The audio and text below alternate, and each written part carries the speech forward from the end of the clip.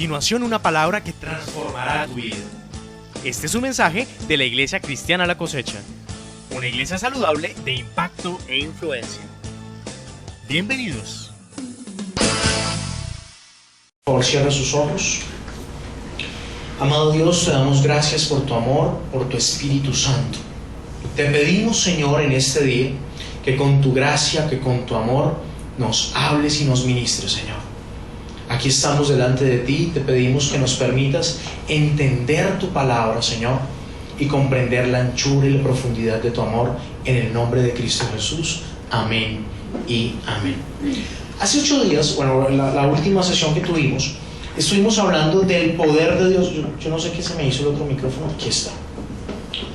Del poder de el Espíritu Santo en nosotros, ¿cierto? Ya habíamos hablado del poder del Espíritu Santo sobre las personas, pero habíamos estado hablando del poder del Espíritu en nosotros. Hoy quiero profundizar un poquito más en una de las cosas que hace el Espíritu estando en nosotros, ¿sí? Y para esto quiero que vayamos a la Biblia, 1 Corintios capítulo 2. 1 Corintios capítulo 2, y quiero que veamos a partir del versículo 6. Quiero leer a partir del verso 6. De hecho, leamos desde el versículo 1 para poder entender algunas cosas. Así que, hermanos, estamos en 2 Corintios. Así que, hermanos, cuando fui a vosotros para anunciaros el testimonio de Dios, no fui con excelencia de palabras o de sabiduría, pues me propuse no saber entre vosotros cosa alguna, sino a Jesucristo y a este crucificado. Y estuve con vosotros con debilidad y mucho temor y temblor, y ni mi palabra ni mi predicación fue con palabras persuasivas de humana sabiduría, sino con demostración del Espíritu y de poder. Porque vuestra fe, para que vuestra fe no esté fundada en la sabiduría de los hombres, sino en el poder de Dios. Sin embargo, hablamos sabiduría entre los que han alcanzado madurez y sabiduría, no de este siglo, ni de los príncipes de este siglo que perecen. Mas hablamos sabiduría de Dios en misterio, la sabiduría oculta, la cual predestinó antes de los siglos para, diga conmigo, nuestra gloria. La que ninguno de los príncipes de este siglo conoció, porque si lo hubiera conocido, nunca habrían crucificado al Señor de gloria. Antes bien, como está escrito, léalo conmigo: cosa que ojo no vio, ni oído oyó, ni han subido en el corazón del hombre, son las que Dios ha preparado para los que le aman. ¿Cuántos aquí le aman? Amén. Pero miren lo tremendo, contextualizamos un poquito. Aquí le está diciendo a los corintios: ni mi palabra ni mi predicación fue hecha por sabiduría humana. No vine a hablarles con estrategias humanas, sino con el Espíritu Santo y con poder. Pero dice una cosa que es interesante: con demostración. Y el Espíritu Santo se puede demostrar en la vida de las personas. Vamos a ver poco a poco cómo. Pero otra cosa que es interesante, y es que les está diciendo: si hubiera sabido Satanás y los príncipes de este siglo y los principales sacerdotes lo que ocurriría con Jesús, no lo habrían crucificado. Pero está diciendo: hay otras cosas que son mucho más grandes, que son preciosas, que son poderosas, cosas que ojo no vio, o sea, cosas que no se han visto todavía. Ya conmigo, cosas nuevas. Pero dice otra cosa: ni han subido el corazón del hombre. ¿Sabe qué? No se lo han imaginado. Ya conmigo, cosas que nadie se ha imaginado. Son las que Dios ha preparado para los que le aman. Para los que le aman. Si usted le ama, hay cosas nuevas y que nadie se ha imaginado que Dios tiene para usted. Amén. Bueno, pero dice, todo esto está allí. Dios lo ha preparado, pero nadie lo conoce. Veamos el siguiente versículo. Dice entonces: pero Dios nos la reveló a nosotros por el Espíritu. Hay una de las cosas, y es que el Espíritu Santo, cuando el Espíritu Santo está en ti, Él te revela cosas. Cosas que nadie sabe, cosas que nadie ha visto, cosas que nadie se ha imaginado. Una de ellas es el propósito con el cual te creó. ¿Lo repito? Nadie sabe con qué propósito Dios te creó a ti. Nadie lo sabe. Nadie se lo ha imaginado. Y alguien podría decir, ay, fulanito, pues, ¿qué va a decir? ¿Qué va a salir con eso? Y son cosas grandes lo que Dios ha preparado. ¿Y quién lo sabe? Dios. Veamos lo que dice. Dice, pero Dios nos la reveló a nosotros por el Espíritu, porque el Espíritu todo lo escudriña aún lo profundo de Dios. Los planes del Padre, el Espíritu sí los conoce. Y por el Espíritu te pueden ser dados a conocer. Hay una escritura que no vamos a buscar, pero dice en Jeremías 33:3: clama a mí y yo te responderé y te mostraré cosas grandes y ocultas que tú no conoces. Entonces, lo primero que encontramos estando en el Espíritu es revelación y conocimiento.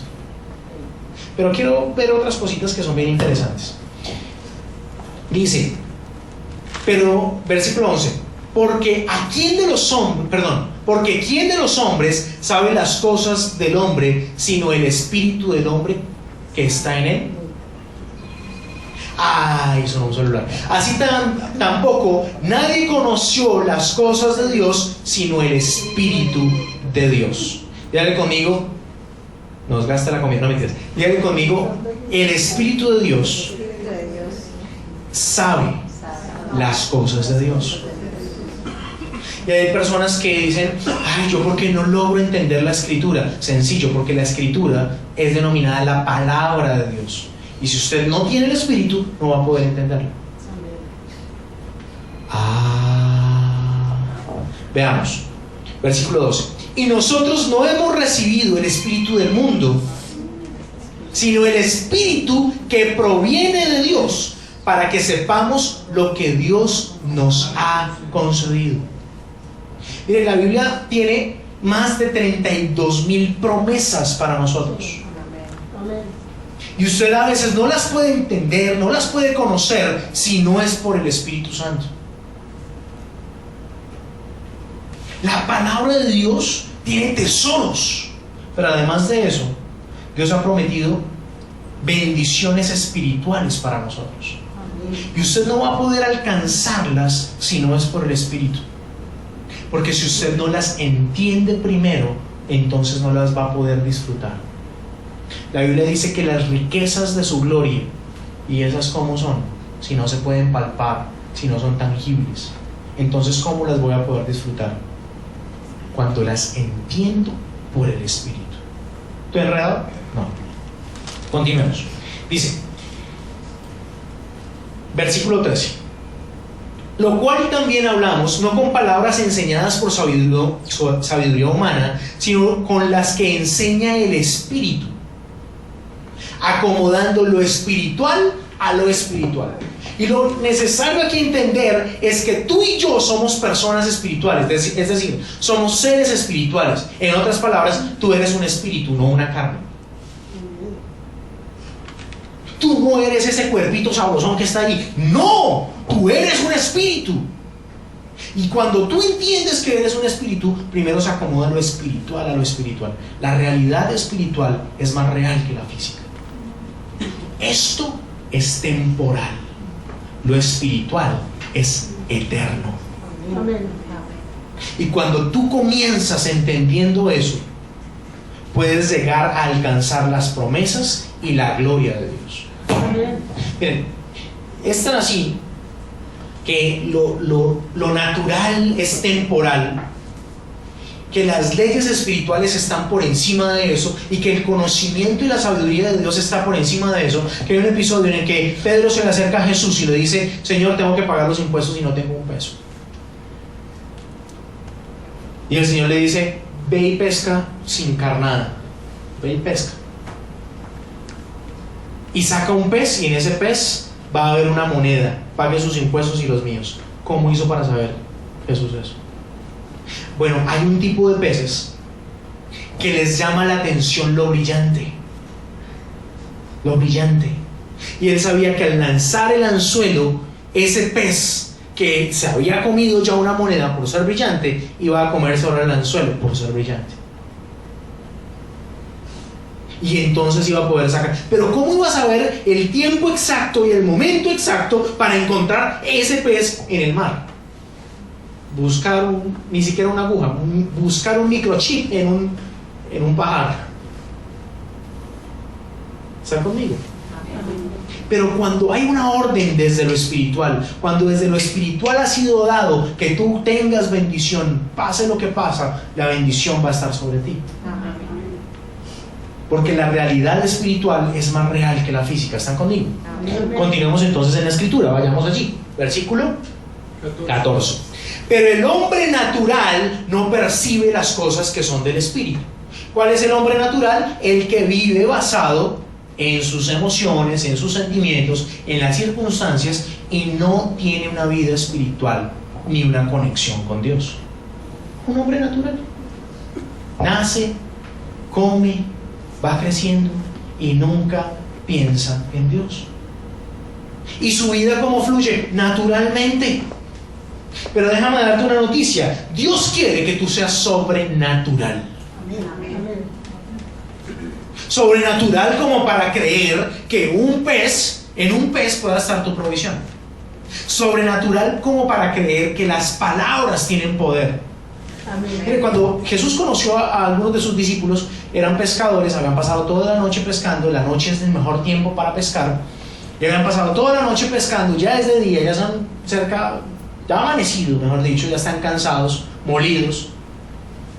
Y los bancos de peces ya en la mañana no están, y ellos regresan, y Jesús les dice: tiren la red a la derecha. Señor, ya pescamos toda la noche, tiren la red. Y dice la escritura que sacaron 150 peces grandes y la red no se rompía. Tanto que tuvieron otros pescadores que ayudarlos a sacar la red. ¿Sabe qué es eso? El poder de las palabras. ¿Quién lo entiende? Alguien que es sobrenatural, que está por encima de lo natural. En lo natural eso es imposible. Ve conmigo, es imposible. Es imposible caminar sobre las aguas. Es imposible ser sano de ciertas enfermedades. Es imposible que tú logres un ascenso sin palanca en ciertos lugares. De hecho, es imposible que logres un cargo sin palanca en ciertos lugares. Pero para el que cree todo es posible. Amén. Conozco una persona que sin palanca obtuvo un cargo público. Y luego le preguntaron: ¿y quién es su padrino? ¿No? ¿Padrino? ¿Cómo así? ¿Qué es eso? Adivinen quién es su palanca. Dios. Es imposible en lo natural que tu deuda, la deuda de tu casa, sea cancelada. Eso en lo natural es imposible. Pero he escuchado centenares de testimonios de personas que Dios les ha pagado la deuda. Amén. Centenares. ¿Aló? Amén. Mire, a mí me sucedió una cosa imposible. Un día tenía que pagar un servicio público y en mi haber, en dinero, habían 7,000 pesos. Y el recibo costaba más de 70,000 pesos. Y solté una palabra y dije: el Señor proveerá. ¿Sabe qué me imaginé yo? Estando en la fila, alguien me iba a dar una ofrenda. Eso me imaginé yo. Estando en la fila del banco, yo dije: yo me voy con esa plata que tengo. Miento, no eran 7,000, eran 700 pesos. Menos. Y eso costaba el pasaje del bus. Y imagínense hace cuántos años.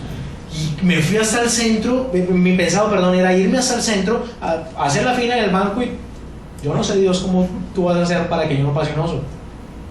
Porque la escritura dice que Dios no te va a dejar avergonzado. ¿Aló? Amén. Pero al otro día, cuando me levanto, sin más en la casa, quien haya metido la mano allí, en donde tenía el dinero, había lo suficiente para ir al centro, pagar el recibo y devolverme a la casa con plata. ¿Quién puede hacer eso sino Dios? En lo natural eso es imposible. Usted puede decir: ¿qué va con tomar la plata? Eso fue que usted ha guardado ahí, ¿no se acuerda? No. Ese es el poder de nuestro Dios, pero es el poder para los que pueden estar por encima de lo natural. Miren lo que está diciendo. Pero el hombre natural no percibe las cosas del Espíritu porque para él son locura. y no las puede entender porque se han de discernir espiritualmente. En cambio, el espiritual juzga todas las cosas, pero él no es juzgado de nadie. Porque ¿quién conoció la mente del Señor? ¿Quién le instruirá? Mas nosotros tenemos la mente de Cristo. Otra versión dice, ¿quién le podrá dar consejos a Dios? Otra versión dice, ¿quién le podrá enseñar a Dios? Nadie. Pero está diciendo, pero nosotros tenemos la mente de Cristo. ¿Cómo es eso? El mismo Espíritu de Cristo está en aquellos que le creen, que lo aceptan, que lo reconocen. ¿Aló? Amén. El mismo Espíritu de Dios está en aquellos que han confesado que Jesucristo es el Señor. Lo que pasa es que no lo usan. ¿Aló? Ahora, quiero decirles algo interesante. ¿Qué significa eso de tener la mente de Cristo? La mente de Cristo nos provee madurez.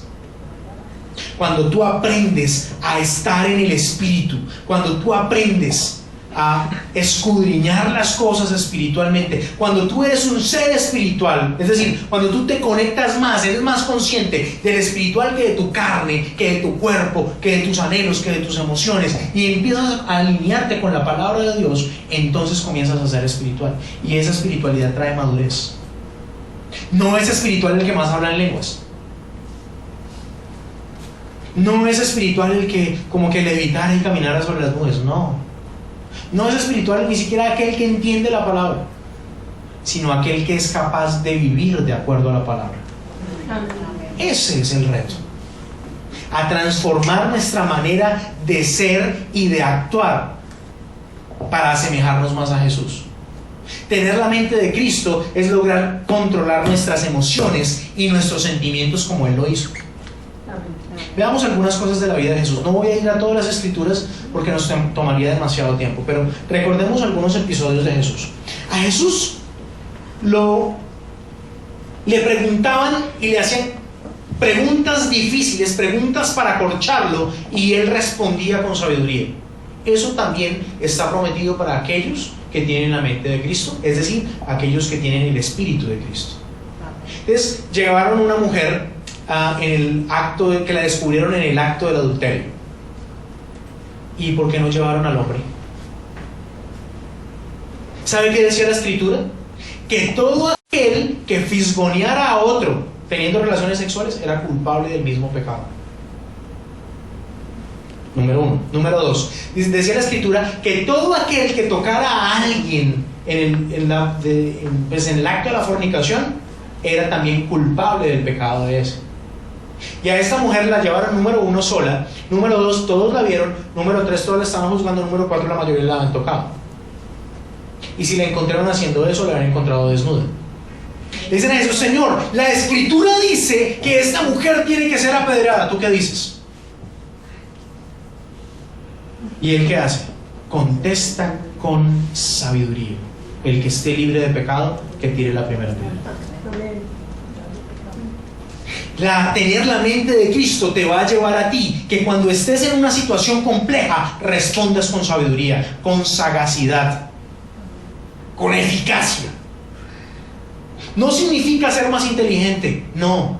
Aunque obviamente cuando estamos conectados con el Espíritu Santo, la inteligencia de Dios y la gracia de Dios viene sobre nosotros. Pero es esa sabiduría en el momento justo. Otra cosa interesante: cuando lo atacaban, él sabía las intenciones del corazón de las personas que estaban alrededor de él. Si usted revisa la Escritura, por ejemplo en Lucas está, muchas veces dice: y sabiendo Jesús lo que pretendían en su corazón, les dijo, y se la soltó, y los dejó desarmados. Una sabiduría sobrenatural. En el episodio cuando traen a un paralítico, rompen el techo de la casa de Pedro, lo meten en la mitad y él le dice: tus pecados te son perdonados, levántate y anda. Y dice la Escritura que en el corazón de las personas estaban diciendo ellos: ¿quién es este que perdona pecados? Y Jesús lo entendió y les dice, los deja desarmados, que es más fácil decirles: tus pecados te son perdonados, o levántate y anda. No se trata aquí de llegar a leer la mente de las personas. ¿Qué está pensando? ¿Qué está pensando? ¿Qué está pensando Lechona? No, el que está pensando Lechona soy yo. No se trata de eso. No se trata de leer la mente, ni de control mental, ni de nada de esto. Se trata de que sobrenaturalmente entiendes cosas que nadie más puede entender. Que sobrenaturalmente sabes cosas que nadie más puede saber. Son dones espirituales. Y por medio del don, oiga bien esto, por medio del don es como a veces me sucede a mí, que estamos en un tiempo de adoración y yo digo, hay alguien que le está doliendo tal parte. ¿Cómo lo logro saber? Por el don del Espíritu. Porque el Espíritu está en mí. Y Él me deja entender, me deja conocer que hay alguien que tiene un dolor. Pero de la misma manera Dios puede darte esa sabiduría para hacer negocios, para entender con quién no aliarte, para entender que alguien te va a tumbar. ¿Aló? Amén. Hay otro episodio interesante, pero déjenme ver mis notas. Dice, las emociones controladas de Jesús. Emociones controladas. Dice la Escritura, airaos pero no pequéis, que no se ponga el sol sobre vuestro enojo. Y suena fácil, vaya háganlo. En sus propias fuerzas eso es difícil.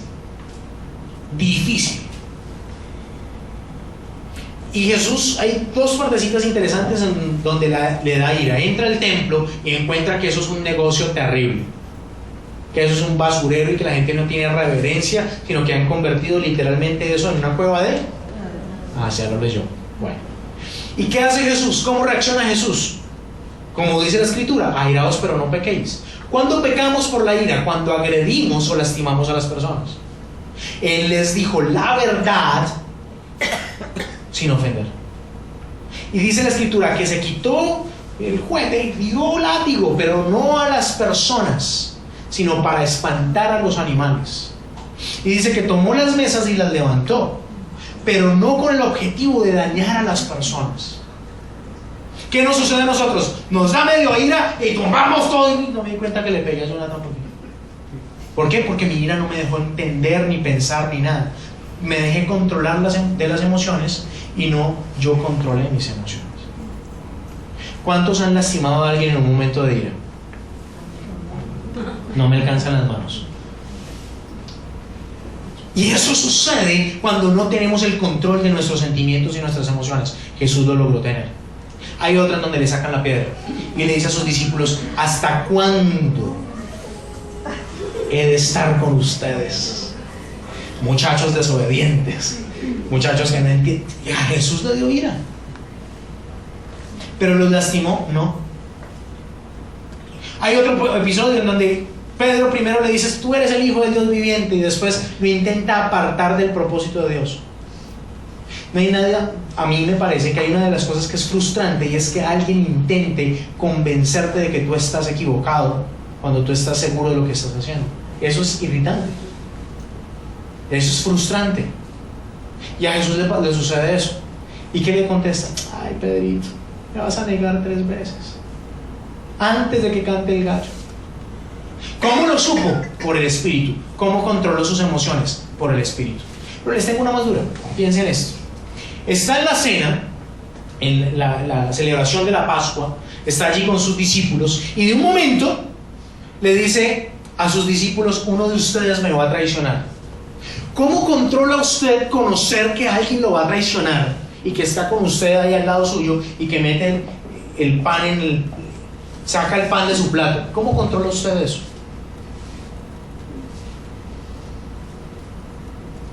Con sarcasmo, de pronto algunas personas lo pueden decir.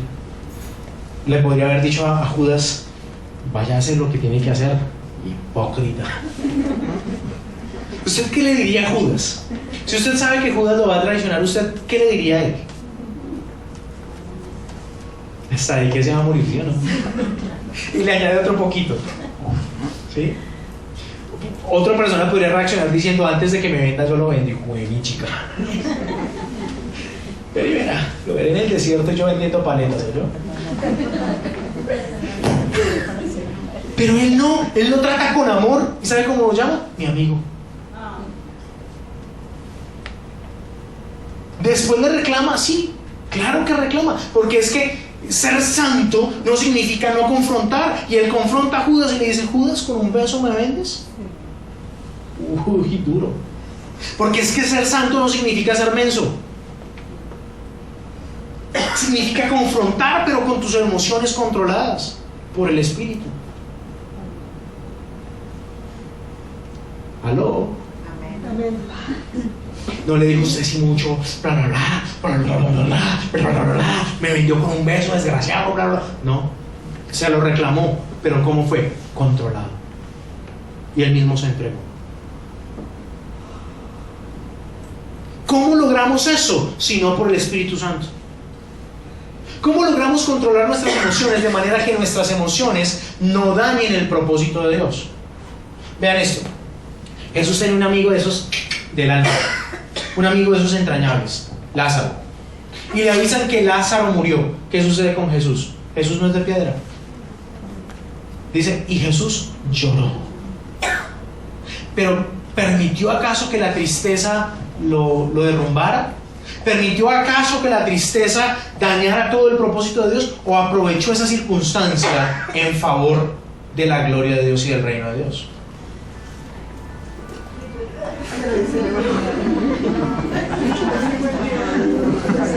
Yo pienso que es para que yo controle también. Bueno, veamos. Hay una cosa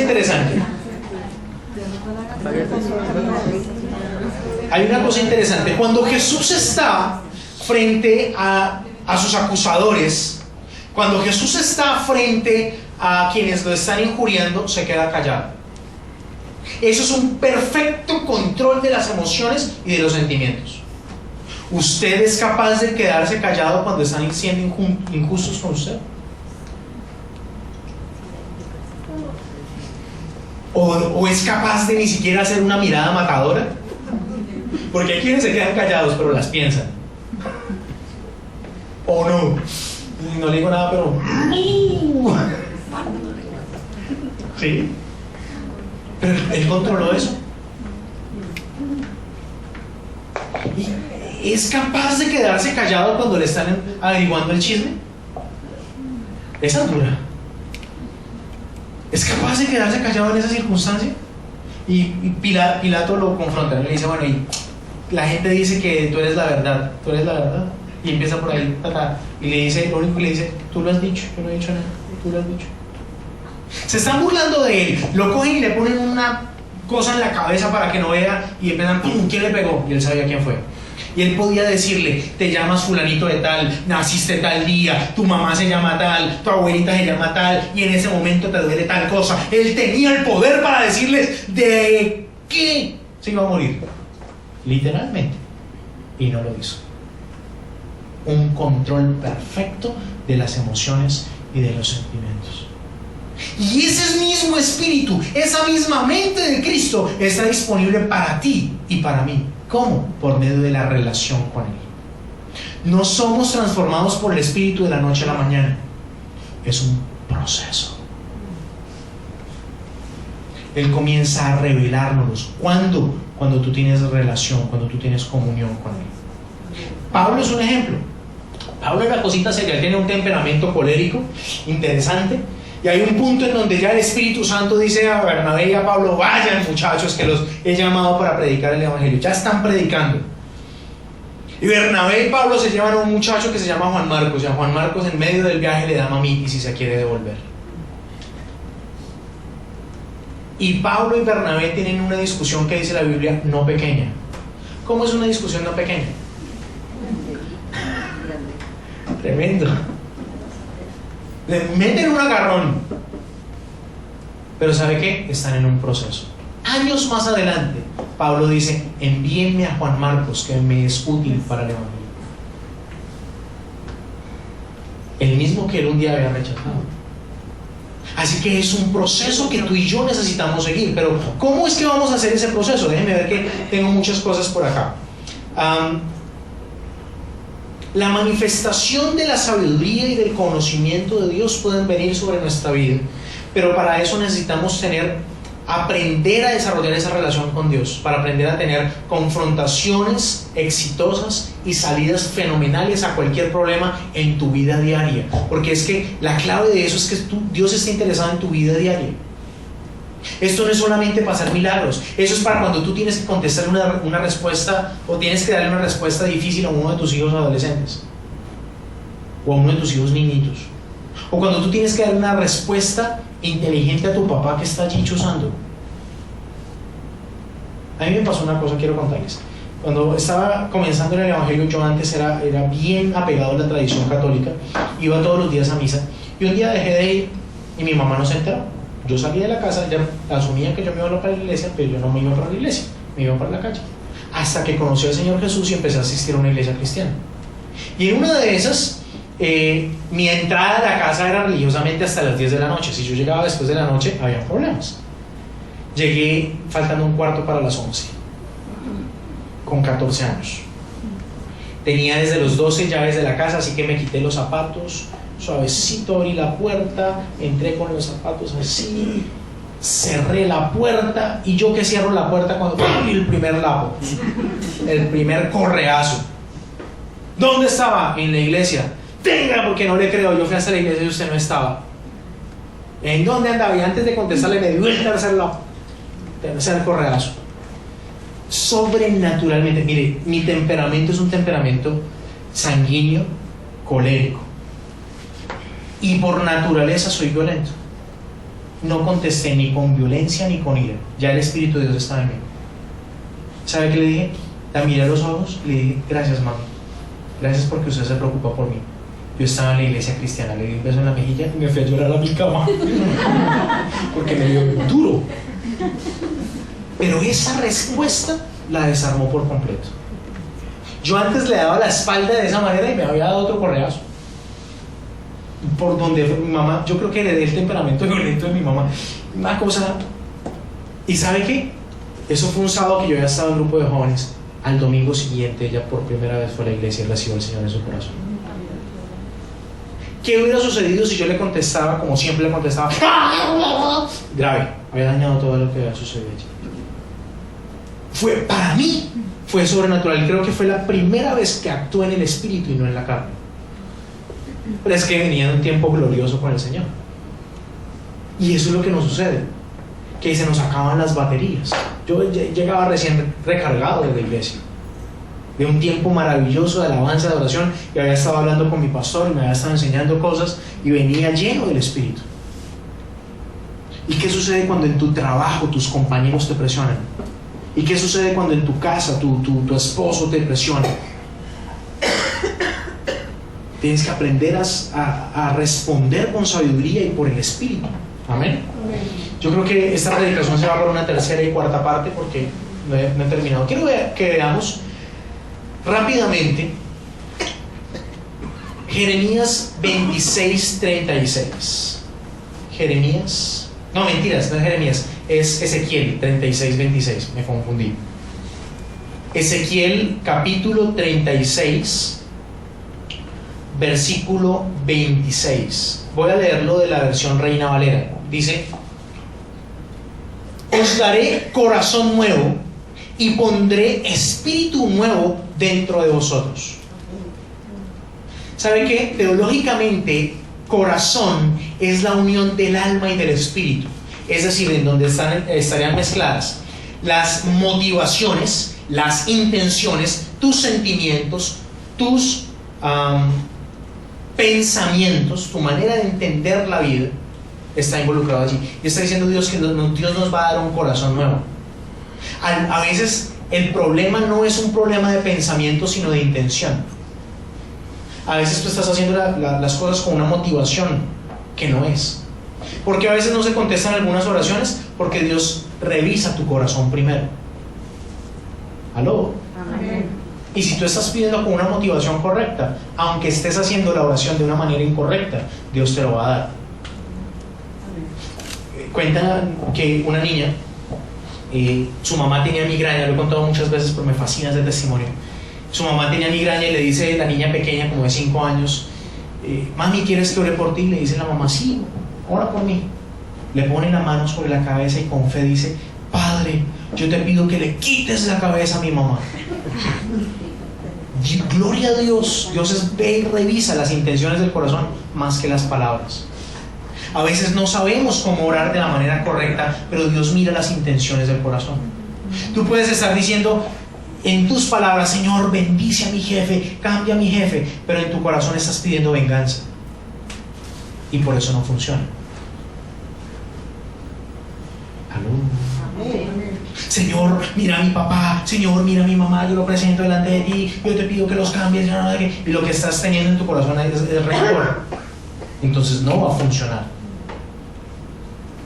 Otra: Señor, yo te pido que me proveas, que no sé qué, que ta. Y la intención en tu corazón es ¿cómo se dice? Traducción latinoamericana para chicanear, alardear, ser vanidoso. Entonces por eso no viene la bendición. ¿Están conmigo? Porque Dios revisa bien las intenciones de tu corazón, y es el Espíritu Santo, por medio de una relación con Él, que tus emociones, sentimientos, intenciones cambian. Entonces vas a vivir en lo sobrenatural y no en lo natural. Ese mismo Pedro que negó a Jesús, después estaba haciendo cosas gloriosas para Él y viviendo en lo sobrenatural. Ese mismo Pablo, que era terrible, que tenía un temperamento terrible, ahora es una mansa paloma, pero tan mansa que conoce los misterios de Dios y que en un momento de crisis sabe cómo reaccionar. Él está predicando así como yo, largo y extenso, y un muchacho se queda dormido, pero lo malo es que se ha apoyado en una ventana en un segundo piso y cae y muere. ¿Cómo reaccionaría usted frente a eso? Algunos salen corriendo, otros dicen: no, yo no vuelvo a predicar. Pablo conocía el Espíritu que estaba en él. Y entienda esto: conoce el Espíritu que está en él, pero no sabe cómo actuar tal vez, y se bota sobre él y sopla sobre él, porque el Espíritu que está en él sabe muy bien que es vida, y cuando sopla sobre él, el muchacho se levanta. ¿Sabe qué es eso? Vivir en lo sobrenatural. Vivir en lo sobrenatural no es solamente para hacer milagros, es para que tú puedas tener la provisión y que el nombre de Dios no sea blasfemado. Es que tú sepas cómo responder a aquellos que te atacan por tu creencia o por tu trabajo o porque te tienen envidia o por lo que sea. ¿No? Veamos. Dice: os daré un corazón nuevo y pondré espíritu nuevo dentro de vosotros, y quitaré de vuestra carne el corazón de piedra y os daré un corazón de carne, y pondré dentro de vosotros mi espíritu, y haré que andéis en mis estatutos. Y Señor, cumplir tu palabra es tan difícil. ¿No les ha pasado? Empecemos por los mandamientos. Poner a Dios sobre todas las cosas, y a veces ponemos la almohadita sobre Dios. A veces ponemos la tentación sobre Dios. A veces decimos: uy, no, dejar de pecar es tan difícil. Pero Él nos da su Espíritu para que nos ayude. La promesa, oiga bien esto, la promesa más que el reino es el Espíritu que te lleva al reino. Amén.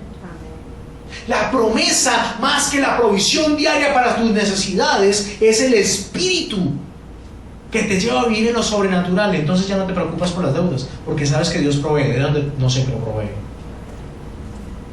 Y escuchamos testimonios de gente que dice: vivo por fe. Y dices: ¿te loco? ¿Qué? Dios suple mis necesidades, mi trabajo. Mire, sobrenaturalmente hacer que ese mismo sueldo que tienes te alcance y te sobre. Entonces, estoy en déficit, estoy colgado. ¿Cómo? Por el Espíritu. Cierra tus ojos y dile: Señor, pon tu Espíritu dentro de mí, para que yo guarde tu palabra, para que yo guarde tus preceptos y los ponga por obra. Dile: Señor, pon tu Espíritu en mí, para que yo controle mis sentimientos, para que yo controle mis emociones, para que las confrontaciones que tengas sean exitosas para tu gloria.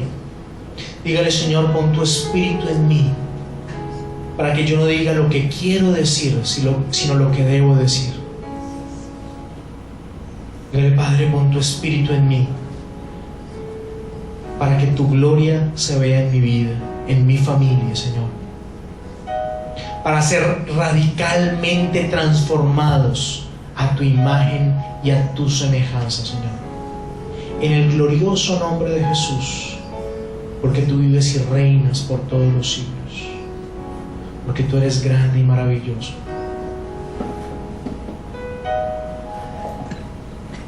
La única manera de tener al Espíritu en ti es que tú creas, reconozcas y vivas una verdad, y es que Jesucristo es el Hijo de Dios. Amén. Hay quienes lo dicen de dientes para afuera, hay quienes lo dicen por decirlo,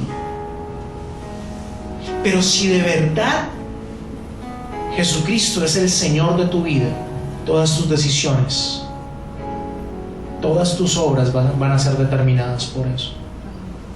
Así que con todo tu corazón, si tú nunca lo has hecho, si tú que estás viendo el video nunca lo has hecho, dile conmigo: Padre Celestial, te pido perdón por mis errores y mis pecados. Hoy reconozco que Jesucristo es tu Hijo y lo recibo como mi Señor y mi Salvador. Dile: Señor Jesús, gracias por lo que hiciste en mí. Gracias por lo que hiciste por mí. Gracias por morir a causa de mis pecados. Dile: escribe mi nombre en el libro de la vida y no lo borres de allí jamás. Séllame con tu Espíritu Santo, que tu Espíritu Santo venga sobre mí para transformarme, para hacerme cambiar, para hacerme entender tu palabra. En el glorioso nombre de Jesús de Nazaret. Amén y amén. Quiero decirles esto: el Espíritu Santo va a traer sobre ti entendimiento de la palabra, de las promesas y del propósito que tiene contigo. Pero además de eso, el Espíritu Santo va a traer sobre ti la madurez emocional y espiritual que tú necesitas para alcanzar las bendiciones de Dios. El Espíritu Santo va a enseñarnos la verdad detrás de la palabra, porque tenemos la mente de Cristo. Va a hacernos discernir las cosas que están allí. Y algo que es más interesante todavía más interesante que todo eso, el Espíritu Santo me va a enseñar a vivir como Dios quiere que yo viva. Amén. Amén. Así que tenga una relación con Él, hable con Él. Yo quiero pedirle esta semana, lea Romanos 8, y de eso vamos a comenzar a enseñar la próxima vez. Amado Dios, yo presento cada persona delante de ti y te pido que les reveles tu palabra, tus planes y tu propósito para sus vidas a partir de hoy, Señor, en el nombre de Jesús de Nazaret. Gracias porque tú eres bueno y porque tenemos la mente de Cristo. Señor, te exaltamos y te adoramos solo a ti, porque tú eres glorioso y bueno, porque tú eres santo. Gracias, Señor.